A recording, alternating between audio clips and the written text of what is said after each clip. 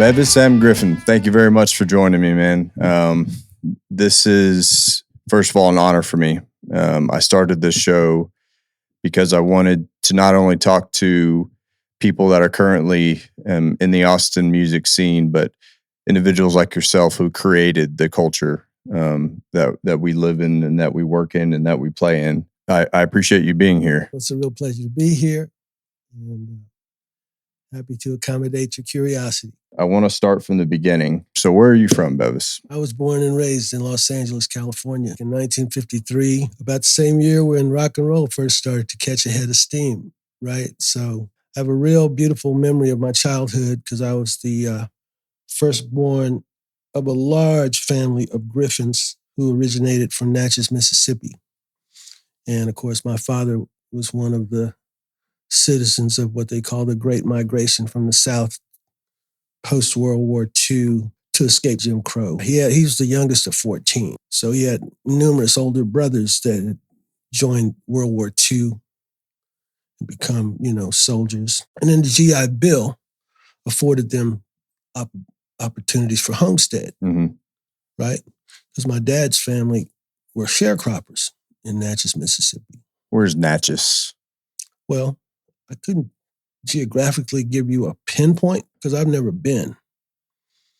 But it's literally it's one of the larger cities of Mississippi adjacent to like Jackson. My sister was really the family historian, and she would make like numerous sojourns back and forth because she's just into the family tree, genealogy thing. You need that. You got to have that in the family. Yeah, fortunately for her, she really kind of kept my feet grounded in that reality. Yeah.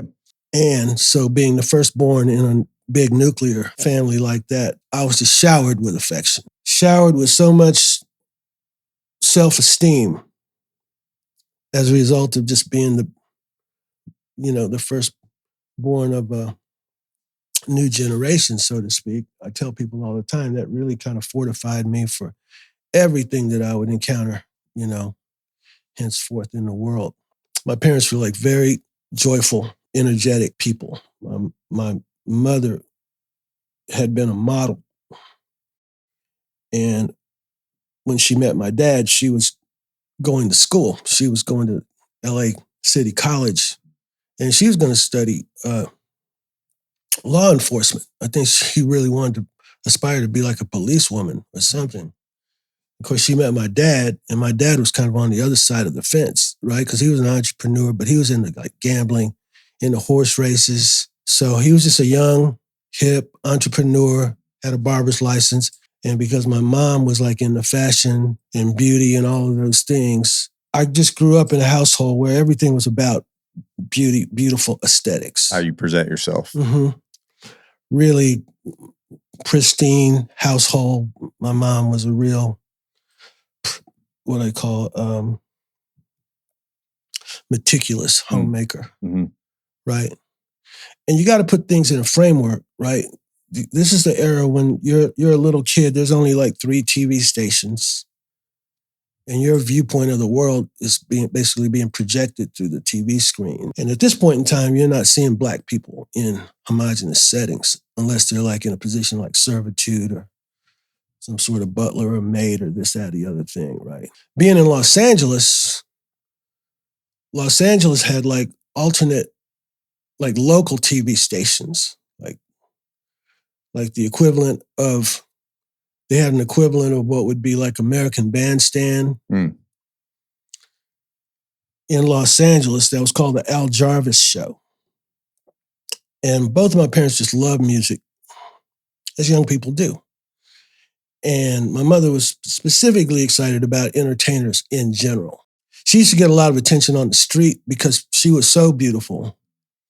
People used to mistake her for like Lena Horne or Dorothy Dandridge, or one of the, seminal Black film stars in passing, because she just had that sort of Halle Berry. She had that aura to her. She had that Halle Berry sort of like head-turning beauty, right? And of course, for her, she just looked at that as an asset to move freely in spaces, right?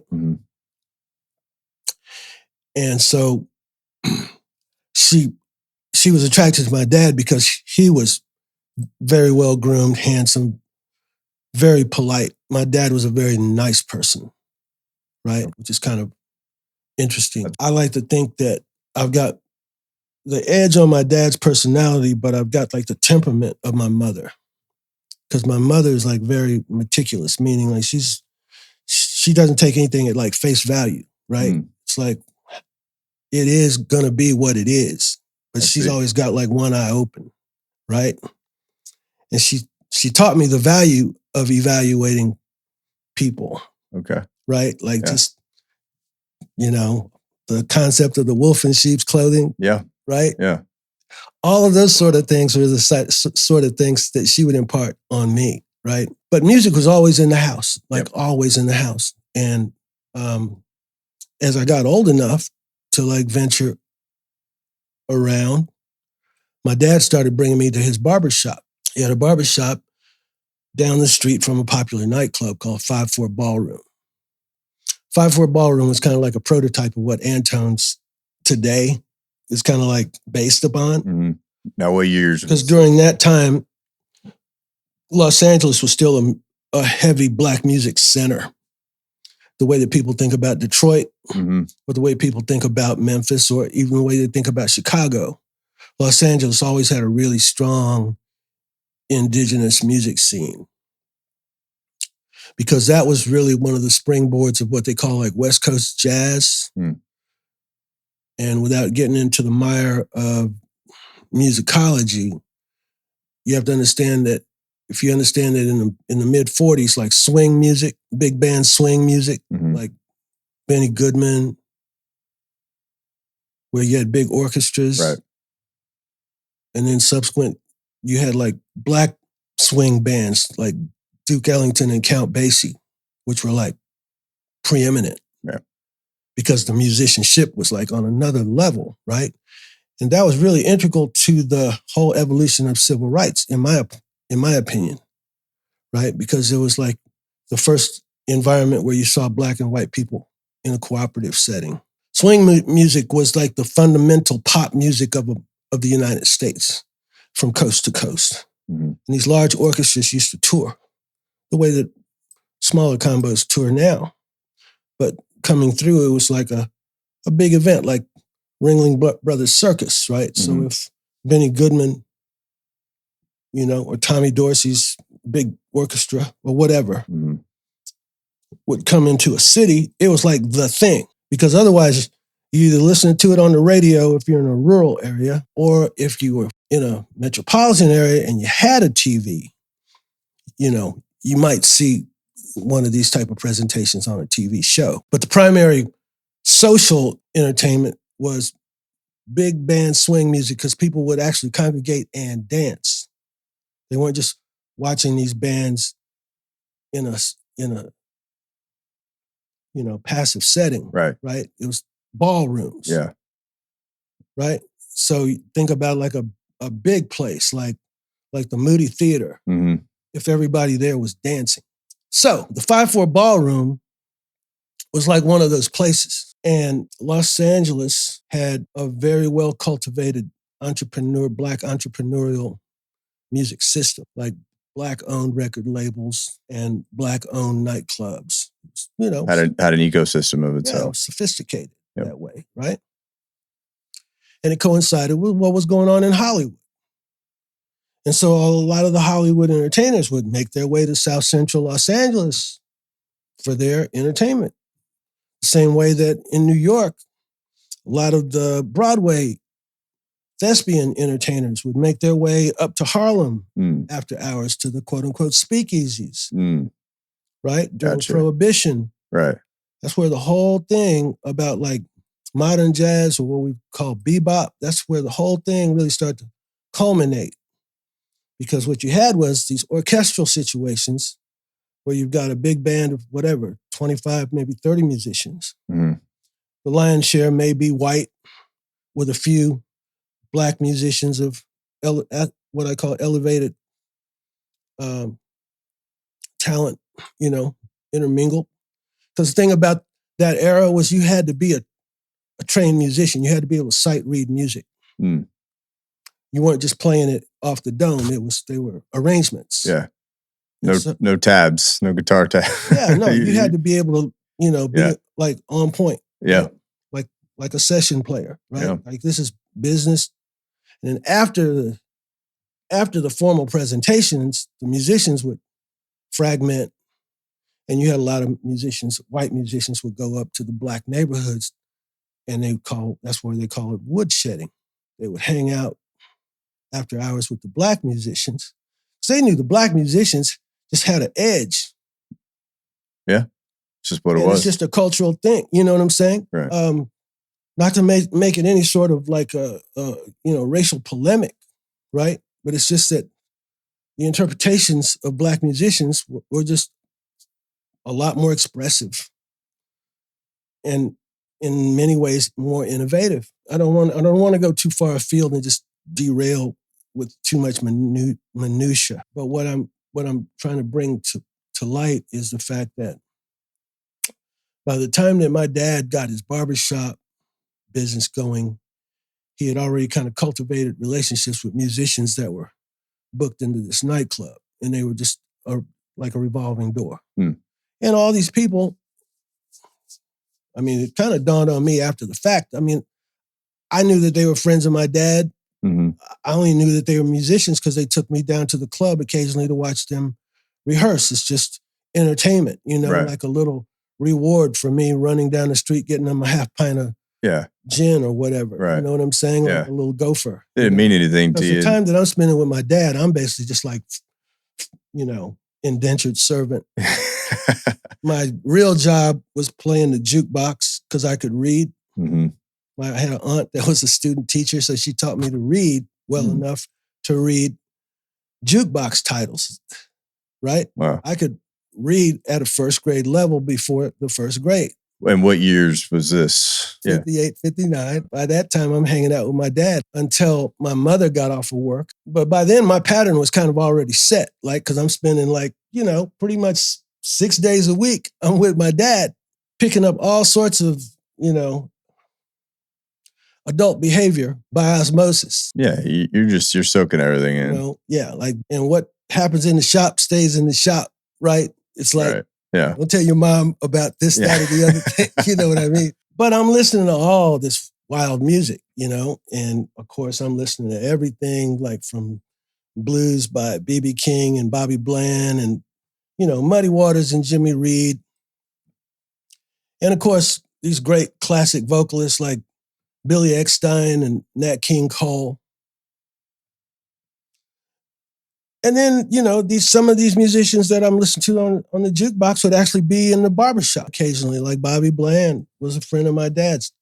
My dad knew Ike Turner. Ike Turner, he actually gave me a nickname that kind of stuck. He used to call me Jitterbug, right? Because I used to like to dance when the songs on the jukebox would come up, right? So most of the other guys would always call me Little Melvin because my dad's name is Melvin. And that's why I go by Bevis M. Griffin in homage to my dad, because I just kind of like the prestige. But anyway, most guys call me Little Melvin. That was my Little Melvin, And Ike Turner would call me Jitterbug, And for some reason, that kind of stuck, So in the neighborhood, my little buddies started calling me Jitterbug. And it was just one of those things that just kind of sticks with you, when you're a kid. Yeah. So the long and short of it was everything was going fine until around 1965 at the advent of the Watts Riot, that uprising that resulted in protest to police brutality in South Central Los Angeles that had, just been consistent, And as a result of that, the abuse of power that they were wielding in the South Central, predominantly Black community of South Central Los Angeles was prolific, with police abuse of that nature, right? And so one day, this incident escalated because a woman had been mishandled and she was pregnant. And a bunch of guys on the street that were witnessing these things, of course, this is not the day where you'd break out like Rodney King with the phone cams or whatever. It was just people on the street going like, that ain't right. Yeah. And today we ain't having it. You know what I mean? Yeah.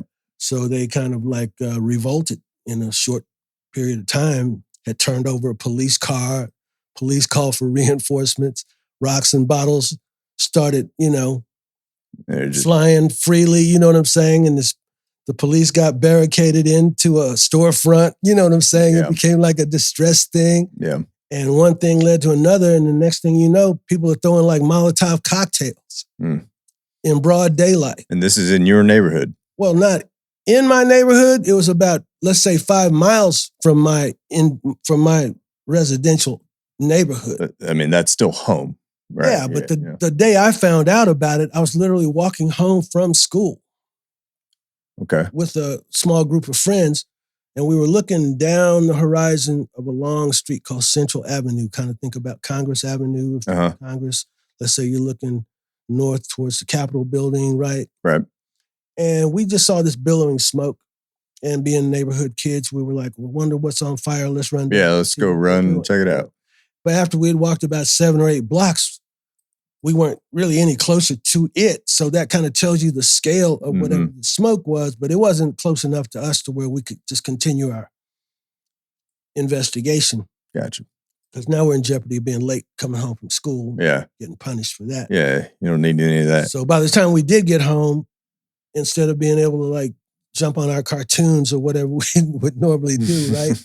Yeah. Is nothing but wall-to-wall coverage of this outbreak. And it resulted in the fact that over the course of the next week, right? It's like within 24 hours, the National Guard had been called out. This thing had like escalated to a scale that dwarfed the uprising that occurred like in 1992 when the Rodney King verdict resulted in a civic uprising. Right. That was about half the scale of the one in 1965. In terms of just the scale. So my dad lost 2 barbershops. Through the riots. Yeah. And subsequently, he went into a state of panic, state of depression, because it wasn't like the government was going to come in with some sort of relief program because these were Black-owned businesses and they were going to offer some sort of fiscal rejuvenation, you know what I'm saying? Right. Yeah. He was on his own. Yeah. Whatever insurance he had was going to have to suffice, and it didn't. You know what I'm saying? Yeah. So he drilled down heavier on the gambling side, and it kind of created a polemic between he and my mom, because of course my mom by this time is like working as a retail clerk in a grocery store and just taking care of business on the up and up. So from her side of the fence, she was just kind of aggrieved by the fact that he's going down this path that's essentially criminal. And because of the PTSD that he experienced because of that, of course, we only know about these things now. Right. Right. Yeah, but that wasn't a thing in the 60s. But his drinking escalated, right? And so tempers got short and things got escalated, and I started to experience domestic violence in the household and things of that nature.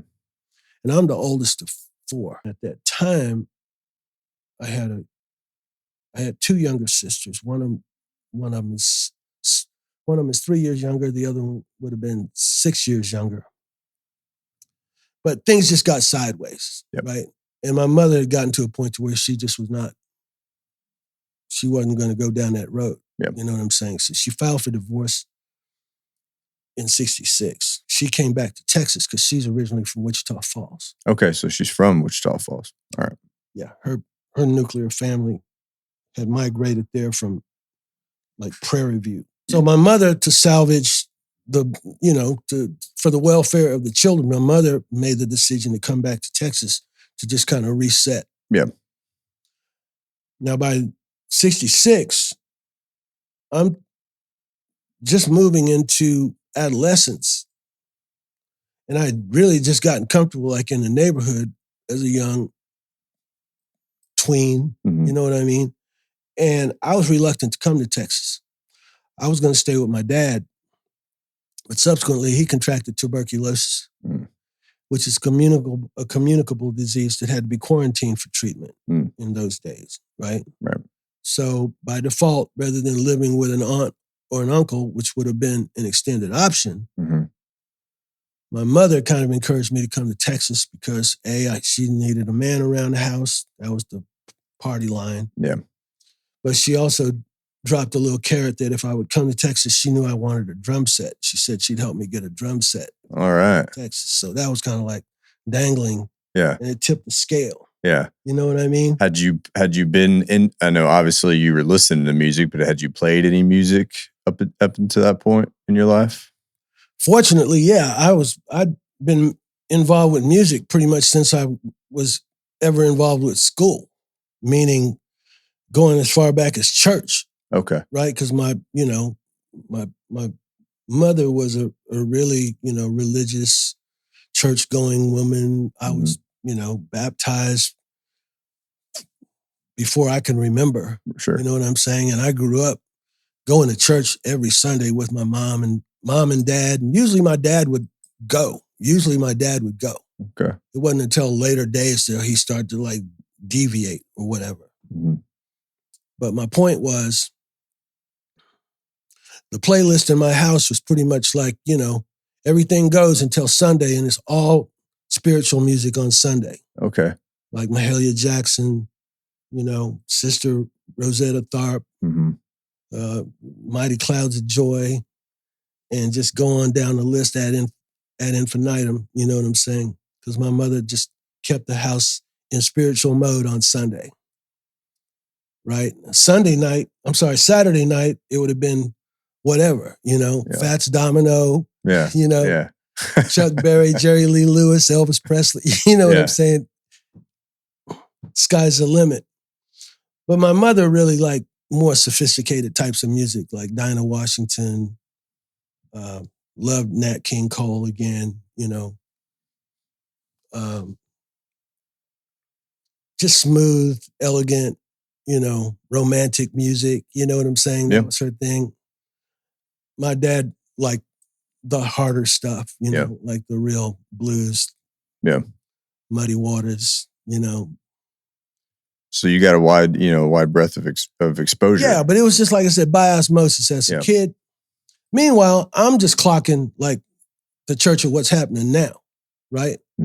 Which is really interesting because I really got into music right about the same year where Elvis Presley really blew up, like 1956. For me, that rock and roll thing with like Chuck Berry and Little Richard, I love Little Richard. I love Chuck Berry because of the duck walk and the whole 9 yards. It was just such a explosive contrast to what the so-called, normal people were listening to. Yeah. You know what I mean? It was like the new thing. Well, and you were young, and so I was young and my folks were young. Right. And so in Rome, do as the Romans do, and that's just the way it's rolling, Exactly. Not only were you young, but the music scene of the country was changing to more of this rock and roll, and obviously I wasn't around for those times, but just from what I understand of when the Elvises started coming on the scene, and like you said, Chuck Berry started coming on the scene, and things got maybe a little heavier than people were used to. It was really a trip because going back to the concept of like identification, right?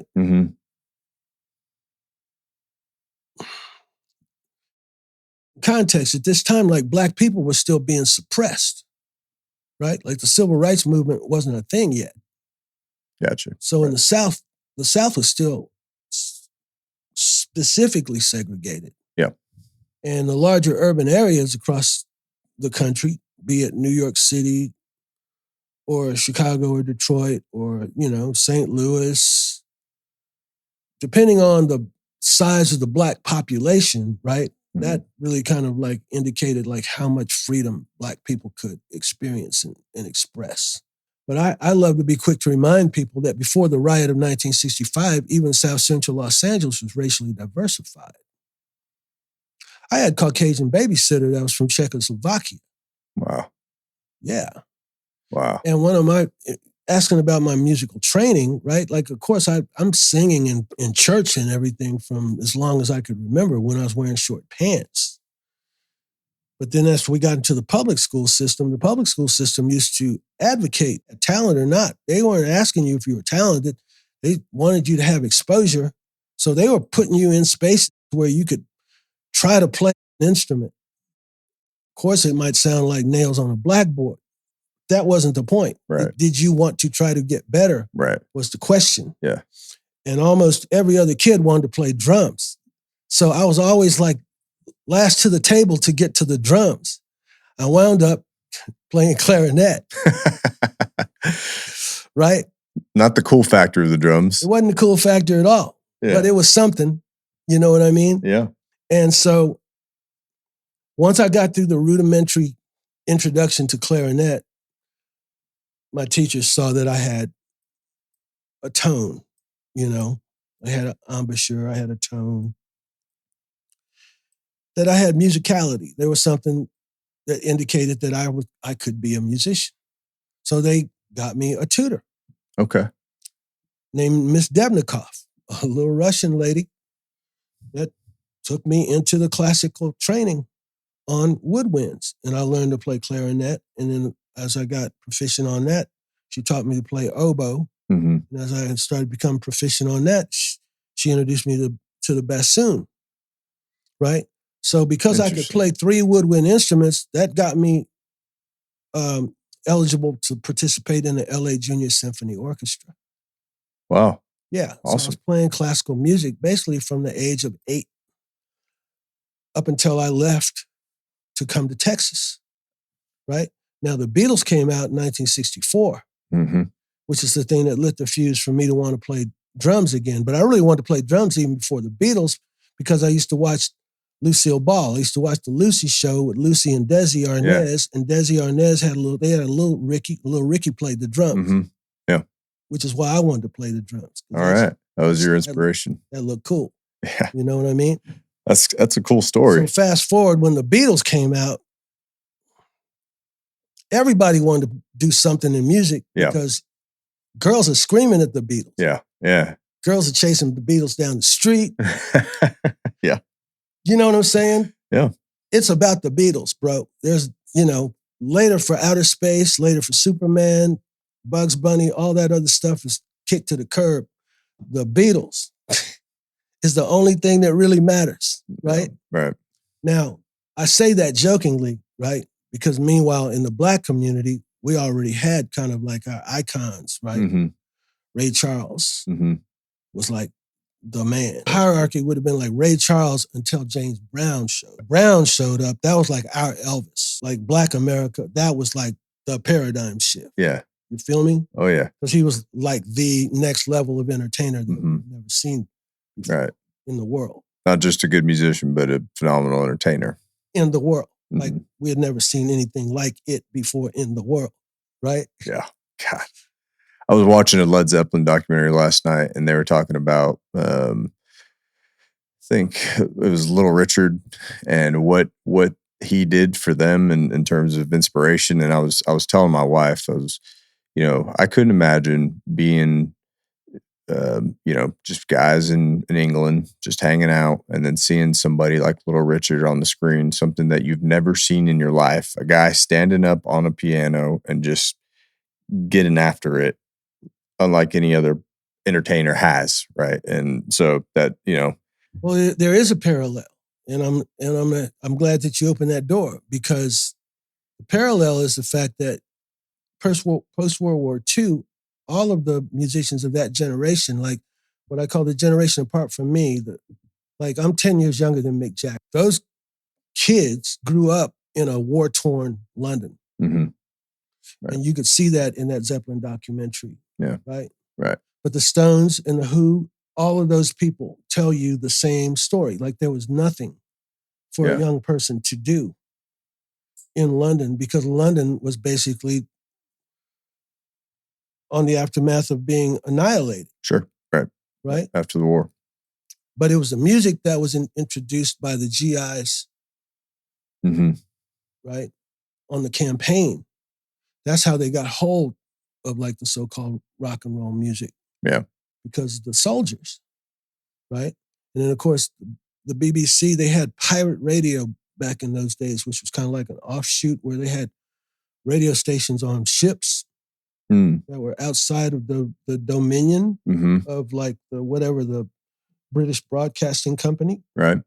And so they could basically, you got to think about it like pirate radio stations in the United States, where the FCC had like regulations on how strong your broadcast signal could be. Okay. There were pirate radio signals in Mexico that were much more powerful. Oh, wow. Right? That's where they were generating R&B music from like Tijuana, Mexico. Interesting. That you could pick up in the Gulf of Texas. Interesting. Right? Okay. You hear people like Billy Gibbons from ZZ Top talking about that's how he started to hear like early iterations of like R&B from Mexico. Wow. As a matter of fact, there's a ZZ Top song called I Heard It on the X, like Radio X something or other, right? But that's what he's talking about. Like, it'd be like after midnight when the other frequencies were like, whatever, going to sleep, taking a hiatus. Right. Then these pirate radio signals would come blasting in from Mexico. Never knew that. Yeah, bro. And that's cool. And they were playing like the real gut bucket R&B, blues, rock and roll stuff, right? Awesome. So that's why this whole Gulf region of like Louisiana and Texas, when you hear people talking about the so-called Golden Triangle, there was just this big influx of like musical influences because of these pirate radio stations from Mexico. So I guess all I'm saying was, I was really fortunate to be born in the time frame that I was because there was such a heavy confluence of culture going on simultaneously. Like I remember vividly, like Sunday evening, right? You'd watch these shows like Lassie, and then it'd be like you'd be holding your breath for like the Ed Sullivan Show, because that'd be like the only opportunity where you're going to see like a really cool, progressive Black entertainment situation. You know, in a national setting. And it'd be like you'd be on the phone with your friends like, James Brown's going to be on Ed Sullivan, you know, or Ray Charles is going to be on Ed Sullivan, you know. That's cool. You know what I'm saying? Oh, yeah. You just kind of be waiting with bated breath. There's no YouTube. No, there's no nothing, bro. Everything's a vacuum. Right? Yeah. And so, anyway, that's how you got your adrenaline, right? Well, my point was when the Beatles dropped, it was one of those things when, unless you were just an intercontinental person, if you were a person in the entertainment industry, maybe living in New York, going back and forth to London frequently, you might know about that. Yeah. Otherwise, it was like Hiroshima. Nobody even knew that it was a thing until it exploded on... Until it hit you in the face. Yeah, until it exploded on the Ed Sullivan Show, right? I mean... The records had started percolating, but nobody had really seen them. You know what I mean? Like you could hear the music, but you'd never seen the band. Gotcha. And so they come out with this whole fresh, crisp, almost futuristic boy band look. But their influences were all Black music. Yep. They were influenced by Chuck Berry. And they were influenced by, Bo Diddley. And they were influenced by, Motown. And if you listen to their first couple of albums before they really got super deep as songwriters per se, they had a lot of covers of American classic rock and roll and quote unquote R&B soul type music, Smokey Robinson, you don't have to look far to see like what their roots were based on. And the Rolling Stones was even more obvious because the Rolling Stones were coming from deeper into the blues aesthetic, right? Right. They were more in Howlin' Wolf, Jimmy Reed, and, they just had a deeper Black aesthetic, from their original presentation. So all I'm saying is that when the British invasion happened, it just was over the course of, let's say, a course of like 6 consecutive weeks of Ed Sullivan showing you like different iterations of new artists from England. So it was the Beatles, and then you saw the Rolling Stones. And then you saw like the Dave Clark 5. And then you saw some lighter poppy things like Herman's Hermits, you know, or you saw, you know, the Searchers or whatever it was, right? Because you got to understand, it's like the top 40 radio was like popcorn, and it was literally like changing hands from one week to the next, to the next, to the next, to the next. But for the course of 1965, the Beatles were dominant, like Taylor Swift is dominant. Yeah. Right. Today, right? The Beatles were dominant like Elvis was dominant in 1957. You know what I mean? And then it became kind of a push and pull between, by 66, it became kind of like a push and pull between the Beatles and the Rolling Stones. Beatles, Rolling Stones, that sort of thing, right? Yeah. Well, all of that really kind of coincided with the escalation of American black music, because by the same token, now Motown is like shifting gears, and it's another juggernaut, right? Because you've got the Supremes, you've got the Temptations, you've got the Four Tops, you know, and everything from that label just starts competing head up with like the British stuff, which was kind of influenced by the Motown stuff in the first place. Right? So when you think about like a playlist, like top 40 radio was homogenous because you had black and white music competing in the top 40 on a weekly basis. So I just remember being a little kid, just happy, skating around the block or riding my bike around the block with a little transistor radio that had like one earphone that you put the radio in your pocket, you put the little earphone in your mono, right? It wasn't stereo. And you're listening to, it could be Elvis Presley, 1 minute, and then it's James Brown. And then it's the Everly Brothers, 1 minute, and then it's the Temptations. Yeah. And then it's the Beach Boys, right? Yeah. Right? And then all of a sudden it's Smokey Robinson in the Miracle. And it just keeps going like that, right? So the whole thing just became completely intertwined. You know, you're not even thinking, I wasn't even thinking in terms of it being specifically black versus white, or it wasn't a polemic at all. It was just cool ass music. Good ass music. You know what I mean? And surprisingly enough, black people really did like the Beatles when they came out because they could sing. They were really good singers, and because they looked cool. Yeah. And I'm telling you straight up, like when American fashion kind of got the hint from that whole explosion, you started to see like department stores selling Beatle boots. Department stores selling little, what we call Hoodlum Priest jackets. That would be like the jackets that didn't have collars. They looked like little Nehru jackets. Yeah. Right? With little, sometimes the nice ones would have like little velveteen piping around the edge, right? Man, we were wearing those clothes when we were like in the 4th grade and 5th grade. We were, you know, Beatle boots. I'd never heard the term Beatle boots before. Yeah. All right. They call them Chelsea boots. Oh, yeah. Okay.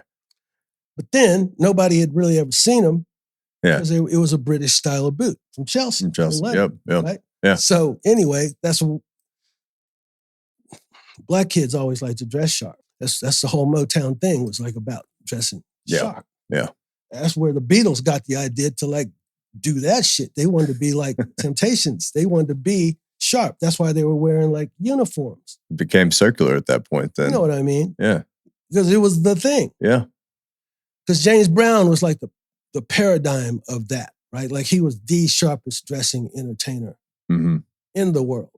Like there was nobody above James Brown. The only person that would have competed with James Brown would have probably been Liberace, right? Who was like completely flamboyant over the top. Like Liberace was Elton John before Elton John. Yeah. If that makes any sense. It does. It does. All right. So you move from LA down to Wichita Falls. Did you get your drum set out of the deal? Well, yeah, I did. But you know, the downside was it was just a cultural shock, you know, because the city was still segregated. Thanks for listening. Know someone we should talk to? give us a shout on Instagram at Austin Music People. Tell your friends, tell your family, get out there and support Austin music.